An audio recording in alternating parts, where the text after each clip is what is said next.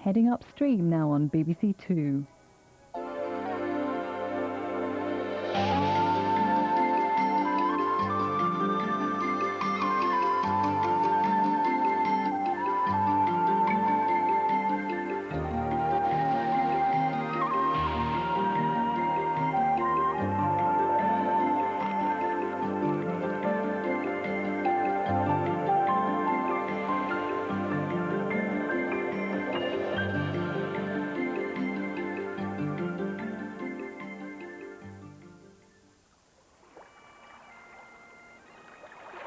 It's the opening day of the salmon fishing season. Rivers throughout the length and breadth of Britain are blessed. Anglers across the country gather together and get down to business with a wee dram and a request for some divine assistance. O Lord above, who sends us fish to swim their silvery way, we ask you now for blessing upon this opening day. Please bless the flies and bless the lures that fish they may entice. An occasional 40-pounder here. Dear God, that would be nice. On a bitter January morning, whiskey is the perfect antidote to cold. But first they will honour their noble foe by giving it one for the rod. If nothing else, it might just get the fish in a better mood. With the first cast, the season begins in earnest. They call the Atlantic salmon the king of fish, and it's no wonder. Salmon anglers will pay hundreds of pounds for the privilege of fishing for one. They aren't easy to catch. They can travel the entire length of the river system through the year, so you can never be sure where they are or whether they're in the mood to take your lure.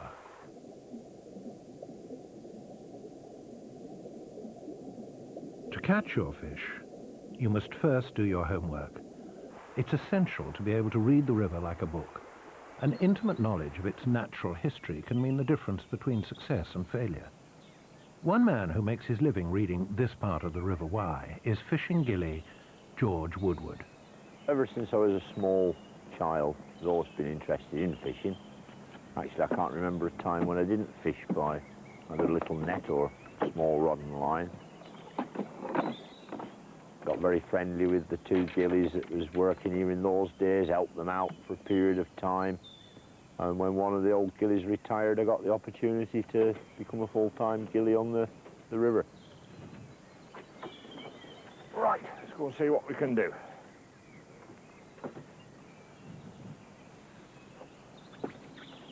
Good morning, anyway. It's lovely. Good condition, though. It's nice and clear. It is clear. One of the things with having a gilly with you, you've got the person who has expert knowledge of the beat he fishes on, knows exactly where to take a rod where he's got a good chance of taking a fish, to have a good knowledge of his beat. Right, to be there to help and assist the fishermen.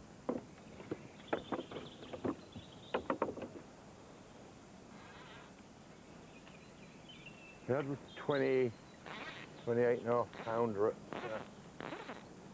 Monmouth on the Dukes, I believe, over the weekend. Good day. Of course, you're involved in the river 7 days a week, 365 days a year. There's not a day goes by that I'm not down here, so you see the variations in the year. Each new season brings change to the river. Eggs that were laid on the gravel bed during winter hatch out early in the year.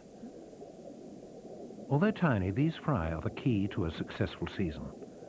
They themselves won't be big enough to catch until they're 4 or 5 years old. But already their scent in the water acts as a marker, helping attract adult salmon returning from the sea to find their home river and making sure that the fishermen of today have something to fish for.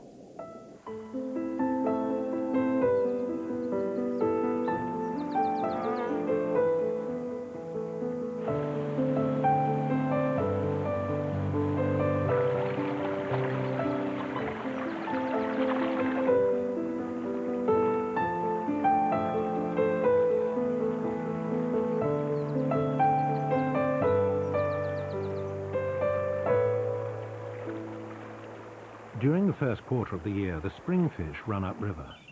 For George and Mr. Hodges, fishing companions of old, spring fish are the perfect prize, fresh from the sea and full of vigour. Well, that's sort of covering where fish should be. Tend to lie all the way down this run here, and it covers that quite well. On this stretch, salmon tend to lie up near the bank, beneath overhangs of rock. This gives them access to a steady current of oxygen-rich water, whilst allowing them to rest before pushing on for the journey ahead.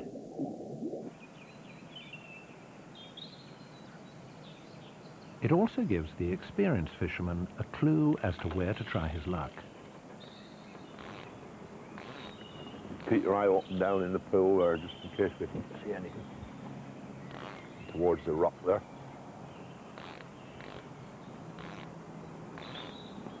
It's nice to see a fish show.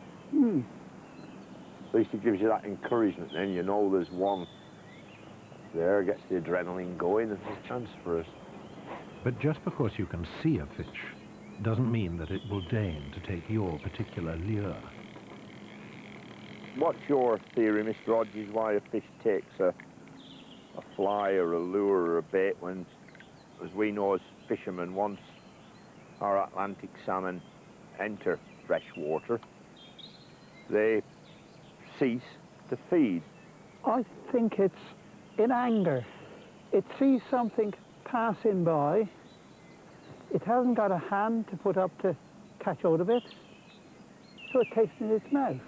Possibly territorial instinct comes in. You've got a salmon, he's moved upriver, he's found a place on the bed of the river where he's quite happy to lie behind a rock or a depression in the bed of the river, and for the period of time he's stopping there, that's his little home, isn't it?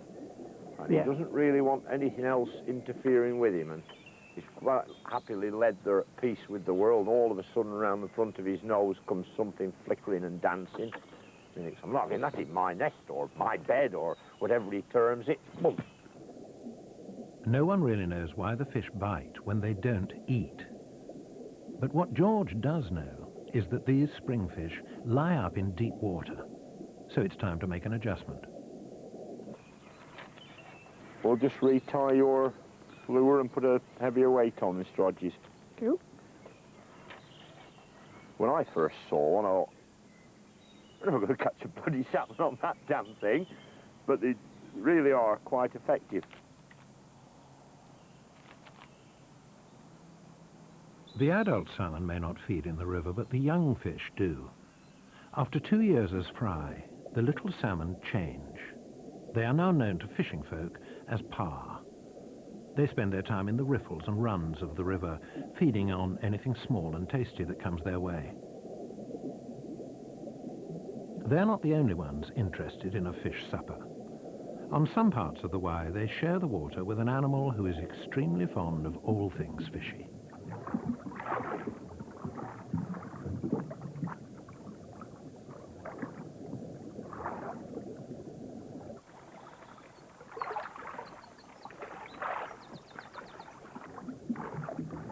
As well as for sport, otters were once killed because they ate game fish like salmon. Now, thankfully, seeing an otter during a day's fishing is considered a bonus. And like most fishermen, George doesn't seem to mind a bit of natural poaching from the otters he sees on the river.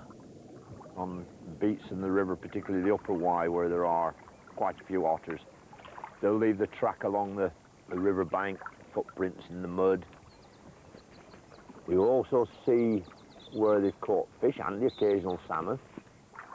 I think you'd be a very, very sad sort of individual if you couldn't tolerate an otter taking your occasional salmon.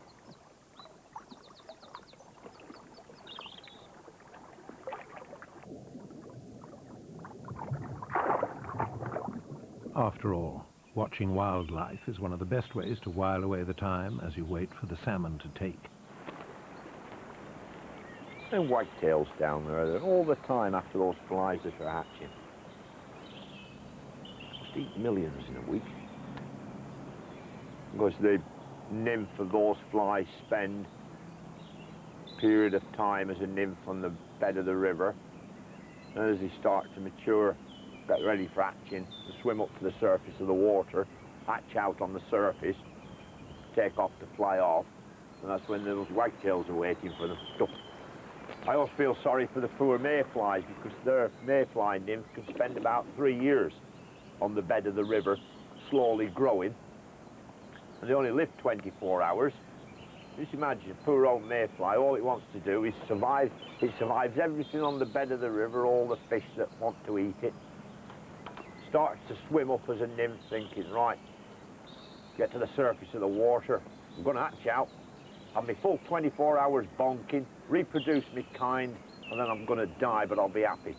Poor little bugger hatches out, goes, lifts 3 or 4 inches off the water, whoops, fine wagtail, swallow has it. Poor little fellas. Perhaps that's the beauty of life on the river. You can never tell what's up ahead. There is many a time you think, God, I wish I knew whether I'm putting my bait near a fish. I wish there was a fish down there. And then you think, no, that's not going to be fishing. You wouldn't have the same excitement, the same tension, the same adrenaline surge when all of a sudden it happens. That's it. Well done, you're in. Keep the rod up. Keep the rod up. Get a good bend in the rod. Well done. Keep your rod up. Makes it all worthwhile, this, Mr. Rogers. He's quite lively, George. Yeah, that's a good fish. Good fresh fish. Not too hard on him. It took us a while to hook him. Just take your time with it. You don't think it's a barbel, do you, George? No, no, it's no barbel. Tie her in now. This is almost at the dangerous stage now, where you start getting them close to the boat, isn't it, Mr. Rogers? Very dangerous. Shorter line. And just bring your rod over my back there. Bit shorter, bit shorter. That's it, it's coming in. Nice fish. Thank you. Good fish. It's a codfish anyway. Is it? Yeah.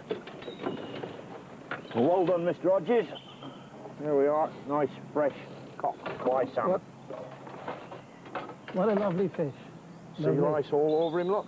Hasn't been long up the river. Very fresh. Good fish. Well done, sir. Right, we'll put him in the locker. I'll tell you what. We'll see if there's another one out there for us.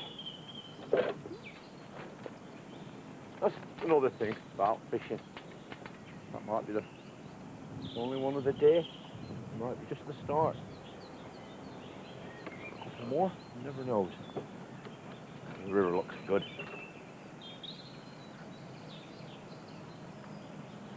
As spring turns to summer, the young salmon parr that have spent 2 to 3 years growing now change into silvery smolt. But the river can no longer support their increasingly large appetites. It's time for them to make their way to the Atlantic and the feeding grounds of the adults. Most of them will stay in their family shoals for the journey to the sea, and those that survive will tend to return together in the same group. For fish only a few centimeters long, careering over waterfalls and struggling to swim through white water is a hazardous occupation. This journey downstream will take a far greater toll on their numbers than the long haul back upriver when they return to lay their eggs.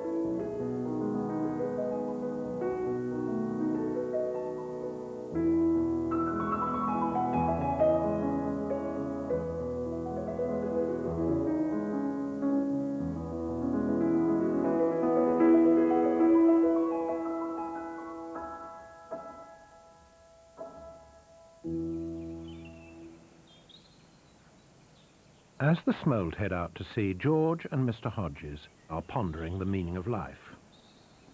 And fishing, of course. What makes a good fisherman, George?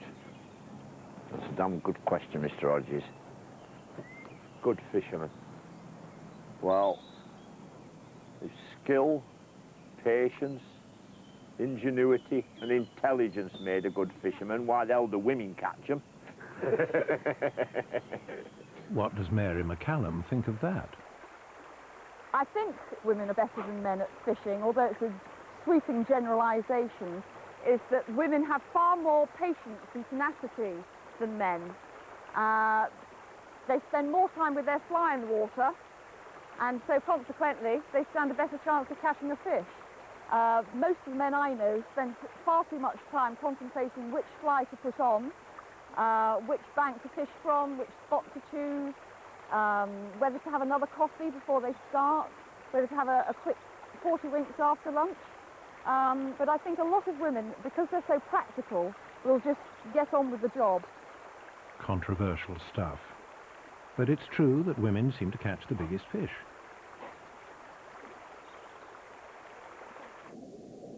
One theory puts it down to good old-fashioned lust. The scent of a woman drives the fish wild.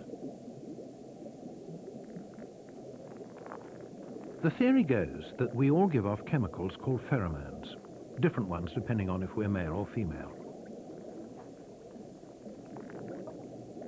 Some fishermen think that the big male salmon smell women anglers. The scent passing from her hands onto the line and lure.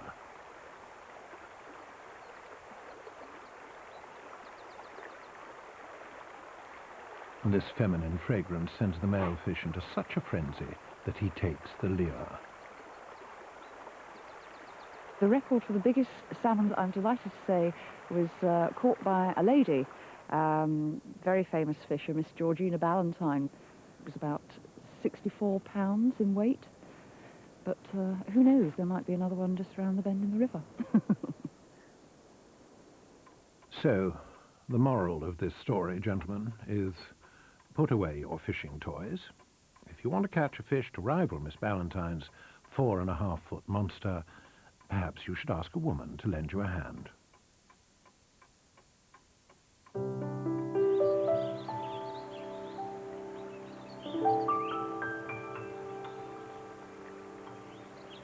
With the passing of summer, Mary and her fellow anglers will continue the search for their big fish.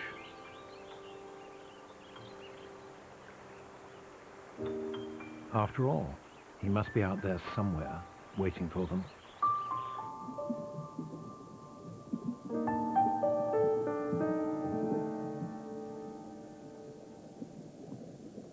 After 2 years or so at sea, the adult salmon must return to their home river to spawn, finding their way, we think, by using the Earth's magnetic field and the river's unique scent.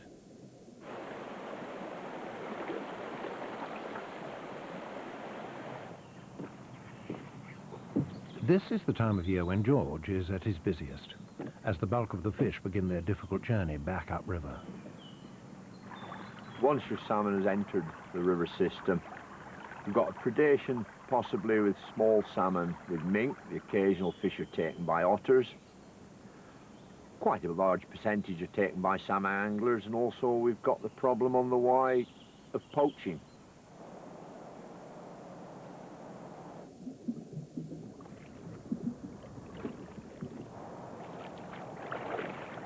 Poachers can clear a pool of up to 50 fish in one night, and that can earn them a lot of money. It's quite easy and quite simple for a small gang of people to make 400, 500, 600, 700, 800 to £1,000 a night for a few hours poaching on the river. River bailiffs work with the gillies to stop poachers taking the salmon. With night scopes and radios, it may look like boys with toys, but if it weren't for the bailiffs, there would be precious few salmon left for the fishermen. Spotted target, 50 metres downriver, heading in your direction, over. It is no use going in on a riverbank and hiding up in bushes or long grass with a little bright fluorescent uniform that says bailiff. It's very easy to level the finger and say, God, look at these people, they look like a load of paramilitaries or people playing war games. A well-camouflaged bailiff on the riverbank can have a poacher within a few feet of him, and hopefully the poacher's not going to know he's there. You wait till the time is right, possibly where the poacher is just coming out onto the riverbank with his haul of salmon, and it's go, go, go. Go, go, go! The bailiff force moves in. Arresting you for poaching. Now, I don't know about being macho. I thoroughly enjoy every last minute of it. Those that don't end up in a poacher's freezer continue their journey upstream. For many fishermen, this is the most impressive time of the year, as the salmon run up the same waterfalls they came down as smolt.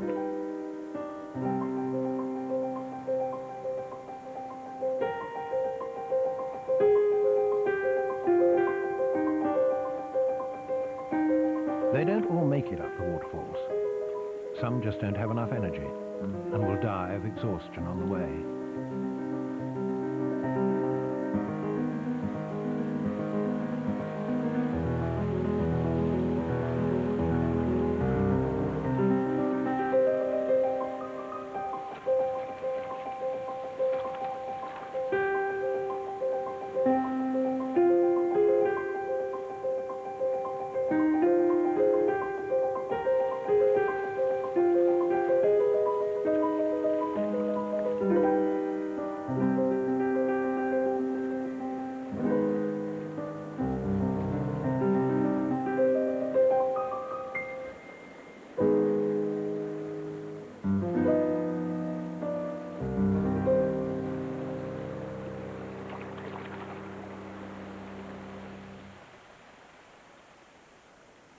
For fly fishing expert Bob Brownless, this is the best time of year to practice his art.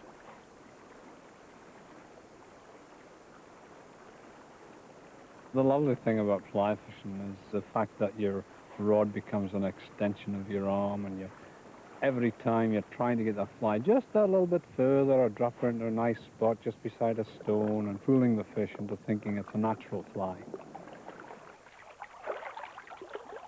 It's a more of a skill than a mechanical process.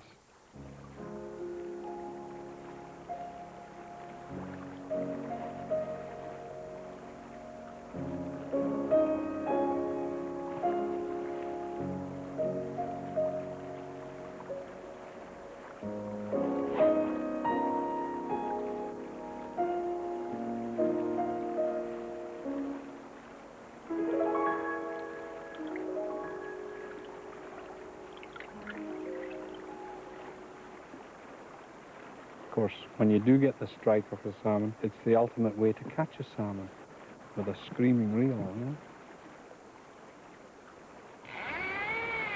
Oh, here we go. We're in. That's him. So strong. We've got a build-up of salmon as the year goes on. They're all queuing up for their spawning grounds. Not forgiving in this one. They've actually seen every bait, every lure on their way up the river, and these are the real survivors, so they're doubly hard to catch. You beauty.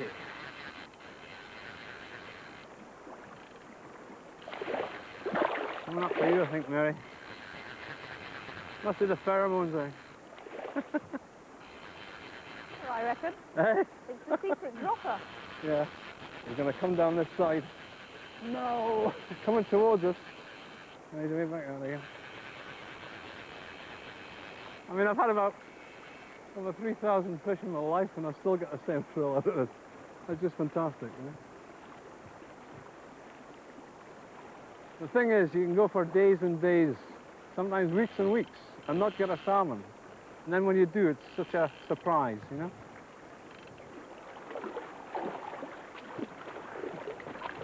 And he's going downstream again, back to his lie.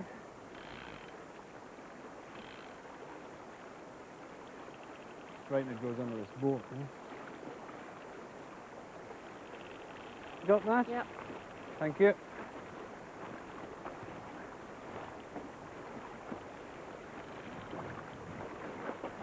Right, and hold that fish, Mary. Oh, beauty. What a cracker.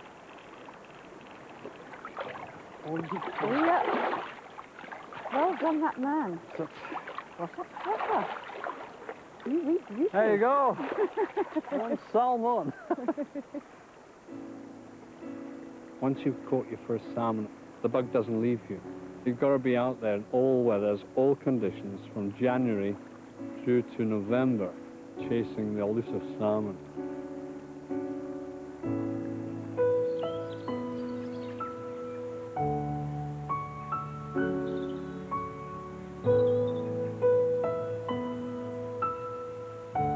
As autumn arrives, the chase comes to an end for Bob.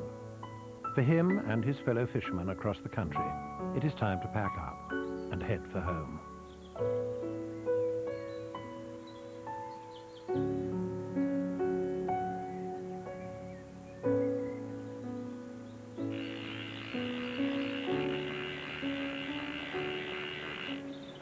We've reached now the end of our salmon fishing season on the Wye. We're now into mid-October. Within a few weeks now our salmon will start to spawn in the upper reaches, and on numerous beats now up and down the river. Gillies will now be getting their boats off the river. Fishing rods will be taken down, cleaned, varnished, new rings possibly put on them, stored away till the opening day next season. I think autumn's a nice time to reflect back on the season that's gone and how good or how bad it was. Fish you caught, people you met and talked with, and look forward to next season. And we all hope it's going to be that little bit better, and we're going to catch more fish or see more fish, or there's going to be more fish in the river. Oh, I'm sure with a majority of the fishermen at the end of the season, though they've had a lot of pleasure in catching a salmon, there's nothing far nicer than inviting his friends to a nice party and to say, look at this 20-pound salmon I caught on the River Wye, and now we're going to sit down and enjoy eating it. Fishing stops for November and December to leave the salmon to spawn in peace. This also gives the fishermen a chance to sit and reflect on the season, and perhaps to reminisce about the one that got away.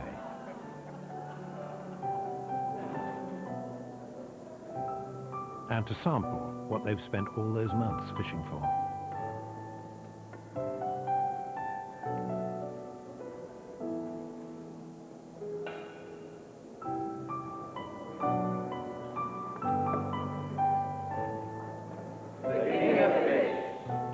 But after toasting any fish, it's worth reflecting on those pearls of wisdom from the people who know best.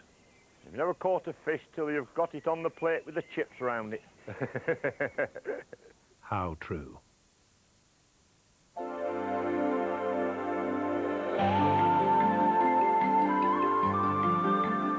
Next week, the killer of the deep, the ultimate predator in fresh water, the pike. A creature with a reputation for being bad and growing huge. But how big do pike grow? In search of the biggest monsters from the lochs of Western Ireland to the banks of the mighty Thames.